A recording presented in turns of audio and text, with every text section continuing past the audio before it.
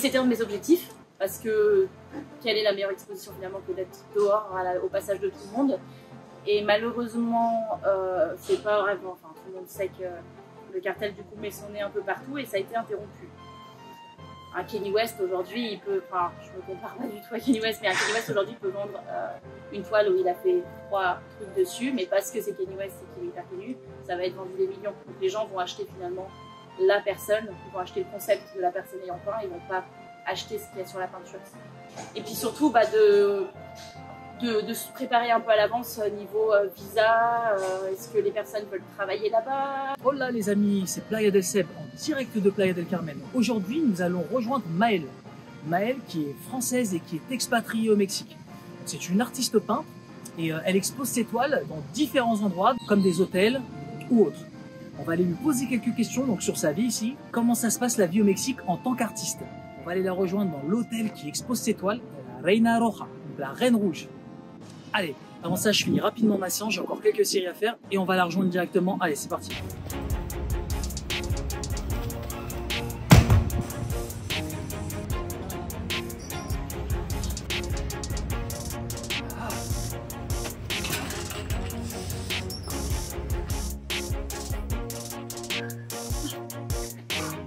Allez, on part à la rejoindre, c'est parti. Alors coucou Maëlle, comment tu vas?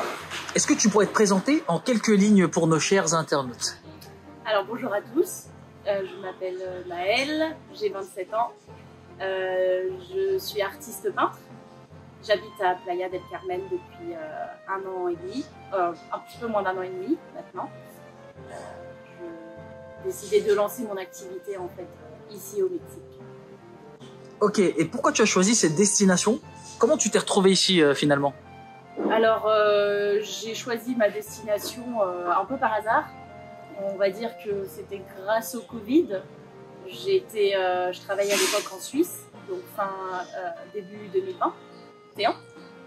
Je travaillais en Suisse et le restaurant a dû fermer. Du coup, j'étais au chômage et j'ai décidé de partir en fait avec ma sœur au Mexique. En l'espace de 3 jours, on a booké des tickets. J'étais censée y rester 3 semaines et du coup je suis toujours là. Donc destination qui n'était pas prévue au programme et changement de vie qui n'était pas prévu au programme non plus. Alors est-ce que tu pourrais me parler un peu de tes activités, de ton travail? Donc tu m'as dit que tu étais une artiste. Oui. C'est bien ça? J'essaie. Ça fait que 1 an que j'ai eu l'idée de passer du côté du stade de loisir au stade professionnel.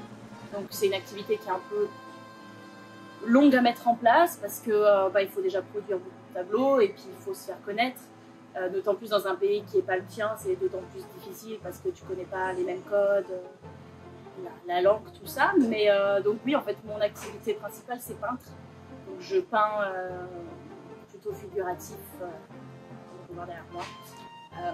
En ce moment c'est sûr mon inspiration est assez mexicaine, hein.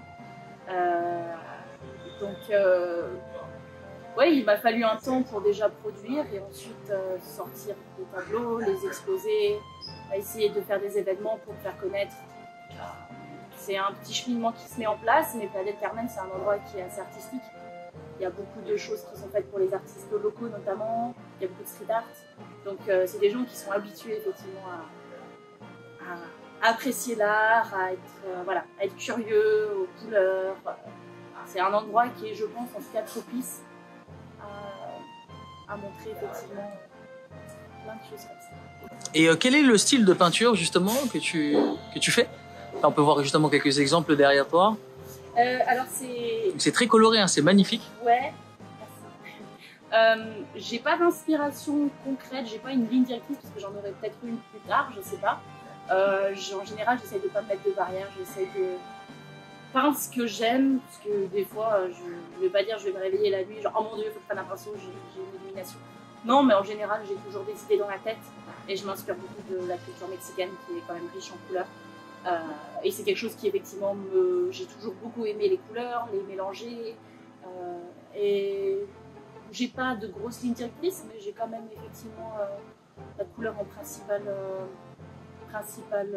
Ça porte un nom ce style-là ou c'est le style Maëlle? Oui, c'est le style.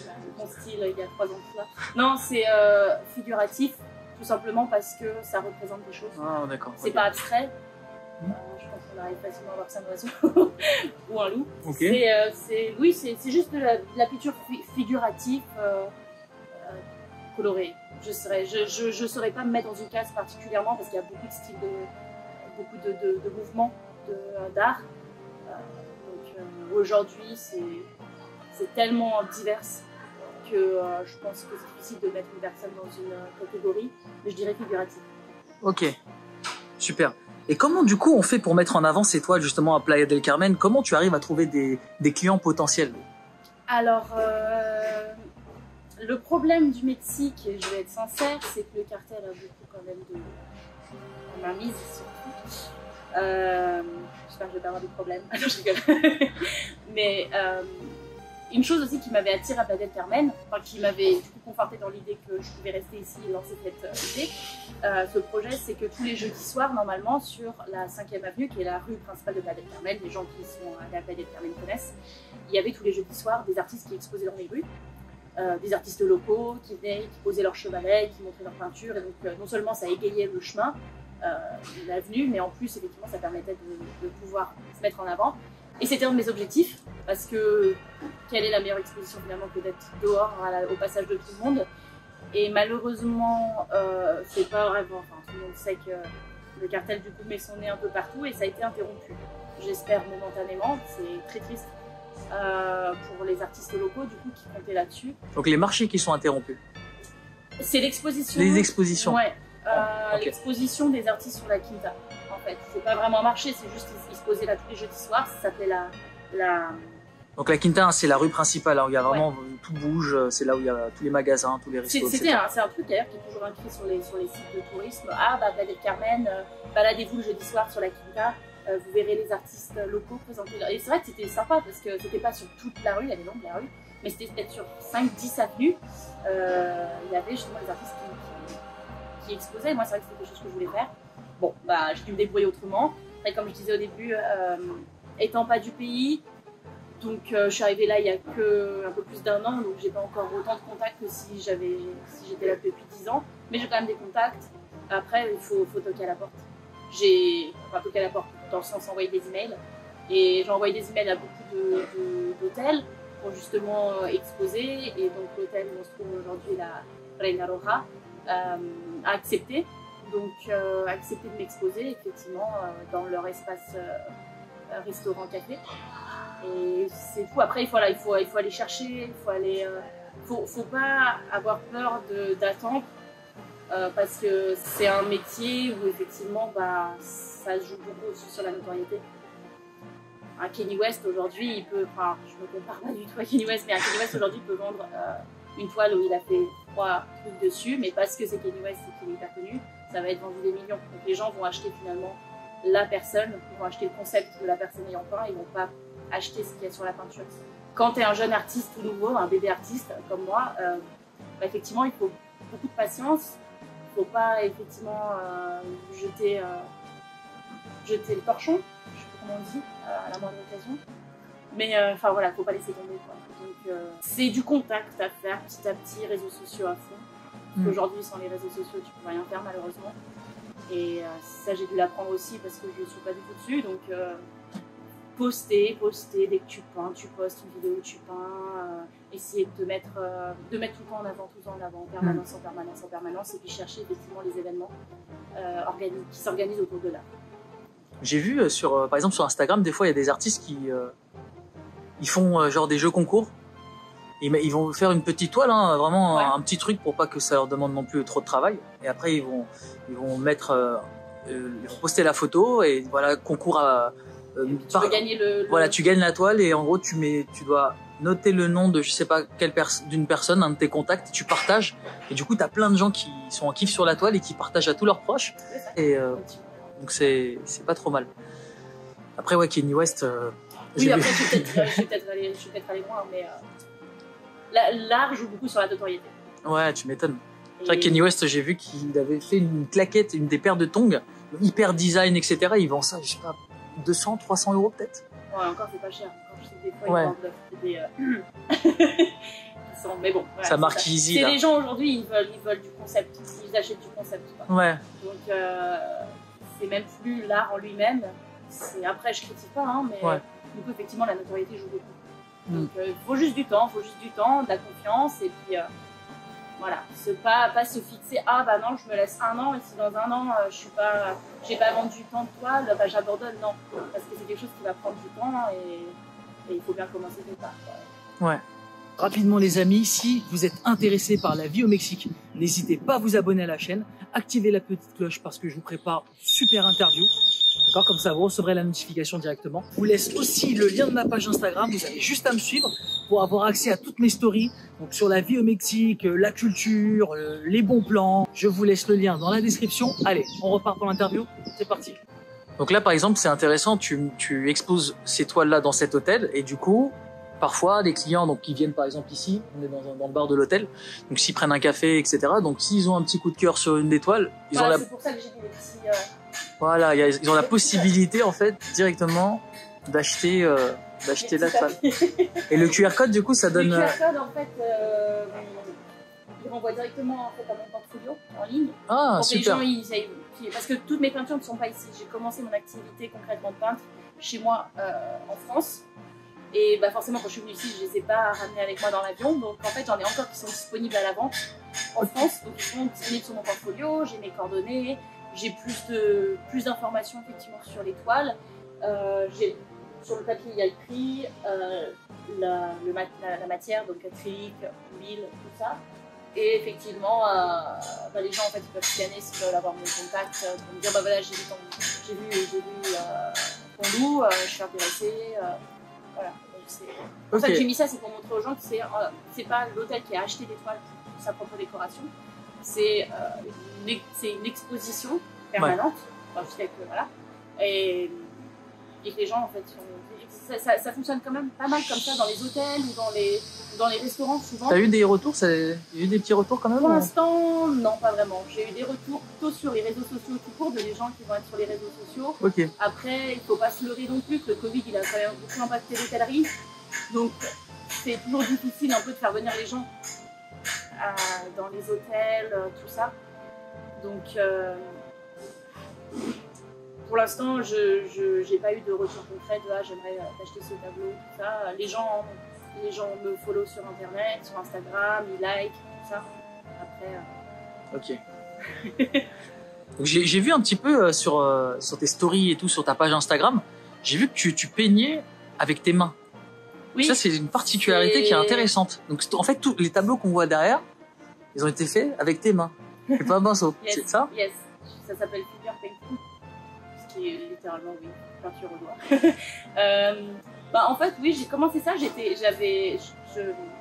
suivais une artiste sur Instagram qui peint au doigt, effectivement.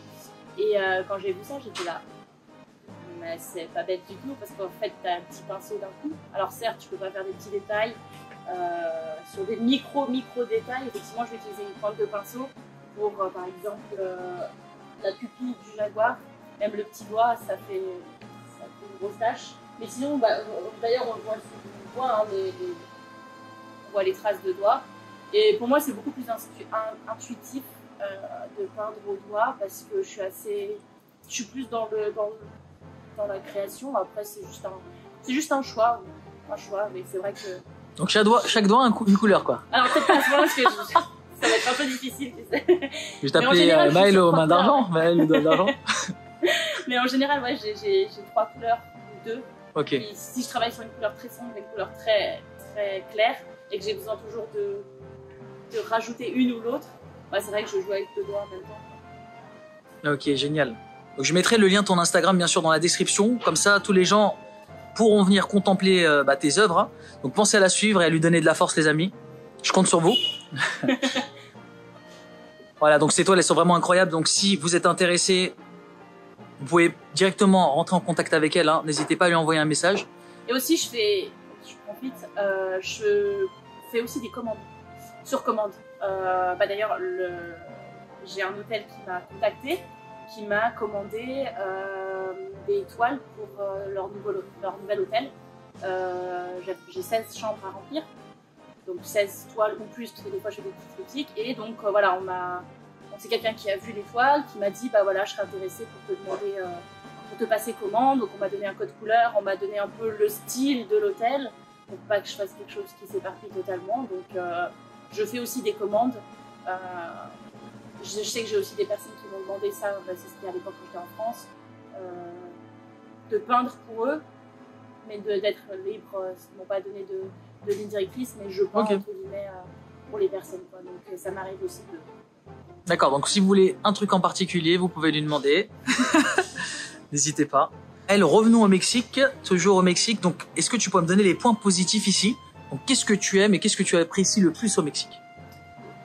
Le cadre de vie, faut pas se le cacher, c'est quand même un beau cadre de vie. Et puis moi, c'est sûr, ça a joué le fait que je décide de rester ici parce qu'il y avait le Covid, c'est en plein Covid, et le Mexique, tout le monde l'a su après, effectivement, était plus laxiste sur les règles en vigueur. Et puis même s'il y avait des règles, on était proche de la plage, la mer, le soleil. Moi, je suis partie en janvier, donc c'est sûr qu'il y a un gros avantage solaire. J'ai beaucoup été impactée positivement par la culture mexicaine parce qu'avant d'arriver à Playa, j'ai voyagé dans le Mexique, notamment du côté Pacifique, et c'est vrai que c'est une culture que je me doutais qu'elle allait me plaire, mais pas à ce point-là en fait. Vraiment, les gens sont hyper accueillants, on vit dehors, c'est vraiment très, très, très ouvert d'esprit.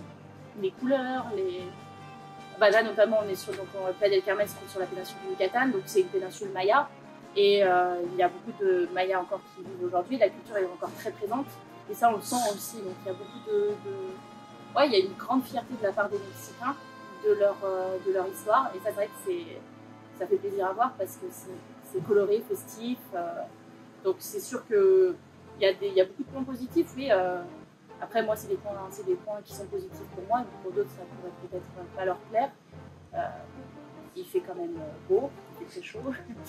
Il y a la mer, moi j'adore plonger, donc c'est vrai que c'est quelque chose qui ne serait-ce que d'être dans l'eau, tout ça, c'est vrai que c'est un grand luxe, je me rends compte, et c'est quand même un chouette pays, un très grand pays. Et là, en tout cas, là où on se trouve au Yucatan, on est aux Caraïbes, c'est beaucoup de points positifs aussi sur ce côté-là.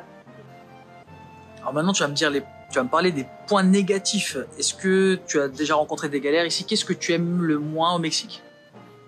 Alors, on va dire côté négatif, j'ai pas eu tant de mauvaises expériences. Après, ça va être des expériences surtout parce que, en tant qu'étrangère, on va avoir la barrière de la langue, on va des fois mal se comprendre. Donc forcément, en tant que touriste, on va plus nous faire payer des coûts de taxi, tout ça. Et même en habitant ici depuis 1 an et en parlant espagnol, il y a toujours des fois... Ils parlent pas beaucoup anglais ici, hein? Ça dépend, parce que comme c'est quand même très touristique, ils ont dû apprendre l'anglais. Et après voilà, mais même moi quand je vais parler espagnol à un chauffeur de taxi, il va me tripler les prix parce qu'il voit que j'ai un accent, il voit que je suis pas mexicaine. Mais c'est pas forcément c'est un jeu de commerçant. Sinon je dirais effectivement ce qui est triste, c'est beaucoup de cartels qui fait la pluie et le beau temps. Donc moi, à titre personnel, ça ne m'impacte pas du tout. Je sais que ça impacte beaucoup les gens ici et que effectivement, des endroits vont fermer subitement, puis ça va rouvrir. Enfin, il y a toujours un peu cela. Les touristes n'ont rien à avoir peur du cartel parce que les touristes sont la principale source de revenus du pays, donc il n'y a aucun intérêt au cartel de s'en prendre aux touristes. Mais effectivement, on va être impacté par les décisions du cartel. Par exemple, moi, en ce qui concerne les peintures, c'est ça que je trouve faire. Après, moi, à titre personnel, je ne suis pas impactée non plus par ça. Voilà. Donc, je dirais pas qu'il y a des gros points négatifs, comme un peu partout, quoi. En ce moment, par exemple, dû à la pollution humaine, on a des sargasses, des gens qui doivent connaître normalement sur Playa del Carmen. Donc c'est une algue qui se forme à cause de la pollution humaine, et puis c'est un vrai fléau parce que chaque année, ça vient se déposer avec les courants qui viennent du sud, je crois, se déposer sur tout le littoral de la rivière Amaya, et puis en fait c'est de la pollution humaine transformée en algues, et ça vient s'étaler en fait sur des plages, tu peux même plus accéder à l'eau, quoi. C'est aussi ce côté-là où tu es un peu moins sexy, on va dire, mais c'est dû à la pollution humaine.